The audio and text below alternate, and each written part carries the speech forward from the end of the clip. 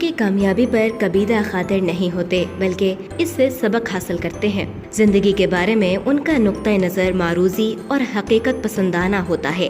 وہ معاشرے کے انتہائی ذمہ دار افراد تصور کیے جاتے ہیں، وعدے کے پکے اور زبان کے کھرے ہوتے ہیں، اپنے عزائم اور ارادوں کو مخفی نہیں رکھتے، طبعاً شرمیلے اور روایت پسند ہوتے ہیں، نمود و نمائش کے شوقین نہیں ہوتے، اپنے شعبے سے گہرا لگاؤ رکھتے ہیں، بہت رحم دل اور خوش گفتار ہوتے ہیں، دوسروں کی مدد کر کے خوشی محسوس کرتے ہیں۔ شخصیت کے منفی نفسیاتی پہلو: اپنی ذات کے اندر مگن رہتے ہیں، اپنے رشتوں اور تعلق کے باب میں رومان پسند ہوتے ہیں، تعلقات استوار کرنے میں پہل کاری نہیں کرتے، پہلی ملاقات میں دوسرے کو متاثر نہیں کرتے، دوستوں سے جلد دھوکہ کھا لیتے ہیں، نجی اور خارجی زندگی میں توازن قائم نہیں رکھتے۔ عقرب اور حوت کی طرح جدی افراد کو بھی سمجھنا مشکل ہوتا ہے، وہ بڑے گہرے باطنی مطالعہ کے عادی اور خود سے مشورہ کرتے رہتے ہیں۔ جدی افراد اپنے باطنی خیالات کا اظہار کرنا پسند نہیں کرتے۔ اگر آپ جدی سے محبت کرتے ہیں تو صبر سے کام لیں اور اپنی باری کا انتظار کریں، آہستہ آہستہ